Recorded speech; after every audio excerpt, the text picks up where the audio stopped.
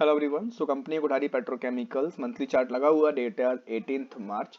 सो अगर overall pattern की हम बात करें तो जो पैटर्न ने स्टार्टिंग में जो कंफर्मेशन दी थी, यानी कि जो पैटर्न्स के ब्रेकआउट स्टार्टिंग में आए थे काफ़ी ठीक ठाक थे, यानी कि ऊपर जाने की संभावना काफ़ी थी। यानी कि जिसने बाई किया होगा वो यही उम्मीद में बैठा होगा कि कंपनी यहाँ से ऊपर जाने को ट्राई करेगी और काफ़ी अच्छा खासा रिटर्न जनरेट हमारा हो जाएगा। बट अब कैंडल्स की बात की जाए, मार्केट की बात की जाए, इस कंपनी की बात की जाए तो ऐसा नहीं हुआ।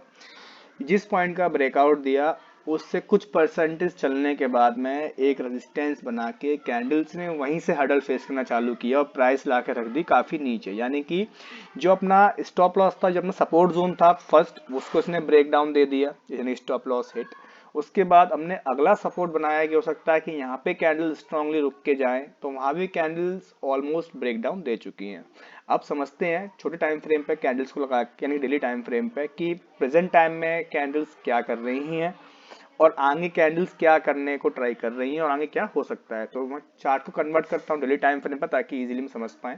तो पहले देखते हैं कि अपना रेजिस्टेंस पॉइंट कौन सा था, यानी कि ये कुछ पॉइंट रेजिस्टेंस बोल सकते हैं, ऑल टाइम हाइक बोल सकते हैं, ये पॉइंट है।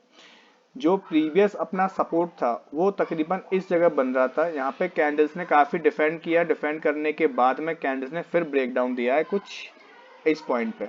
यहाँ पे कैंडल्स ने एक बार ब्रेक डाउन दिया, अच्छी खासी रिकवरी भी हो गई इस पॉइंट पर जाके, पर रिकवरी देने के बाद फिर से कैंडल्स ने उसका ब्रेक डाउन दे दिया। ठीक है, अब इसके बाद में जो और भी इससे सपोर्ट हैवी था, हैवी का मतलब ये है कि इसका एक टाइम पे कैंडल्स ने यहाँ पे कप का ब्रेकआउट देने के बाद यहाँ पे कैंडल्स ने अपना हाई बनाया था और हाई बनाने के बाद हैंडल बना था कुछ ये, फिर उसके बाद हैंडल का ब्रेकआउट कैंडल्स ने यहाँ पे दिया था। अब मैं बात करूँ कि इस कंसोलिडेशन में, यानी कि जब यहाँ हैंडल बनाए तो इस कंसोलिडेशन में बिल्कुल वॉल्यूम जीरो थे। तो इट मीन्स हम समझ सकते हैं कि काफ़ी स्ट्रॉन्ग रेजिस्टेंस पॉइंट और काफ़ी स्ट्रॉन्ग सपोर्ट रह सकता है अभी प्रेजेंट टाइम के लिए। पर हो क्या रहा है कि कैंडल्स ने अपने लास्ट वीक में ही इस एरिया का ब्रेकडाउन दे दिया है कुछ इस पॉइंट से। अब ऐसा पहली बार नहीं हुआ कि कैंडल्स ने अपने सपोर्ट का ब्रेकडाउन दिया हो, ऐसा इस सपोर्ट पे भी हुआ था जो पहले यहाँ पे अपना स्टॉप लॉस हिट हुआ है। बट ब्रेकडाउन देने के बाद ठीक ठाक रिकवरी भी कर दी, रेजिस्टेंस बना के उस सपोर्ट को ब्रेकआउट भी कर दिया। यानी कि जो पहले रेजिस्टेंस थी फिर सपोर्ट बना, सपोर्ट ब्रेक हुआ, कैंडल्स नीचे आ गई, फिर से वो रेजिस्टेंस बना, रेजिस्टेंस भी कैंडल्स ने ब्रेक कर दिया, फिर कैंडल्स नीचे आ गई। थोड़ा कंफ्यूजिंग है पर यही है, मार्केट में ऐसे चल रहा है।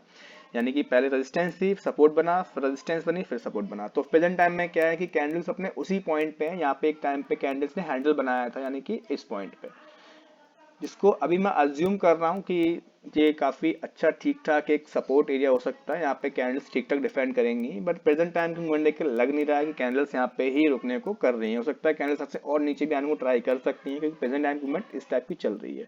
अगर मैं इसको डेली पर डालूँ तो डेली पर क्या हो रहा है कि जिस कैंडल्स ने ब्रेक डाउन दिया था कुछ इस मूवमेंट पे, जो नीचे आने की रफ्तार थी, जो ऊपर जाने की रफ्तार है, यानी कि दोनों में बहुत जमीन आसमान का फर्क है।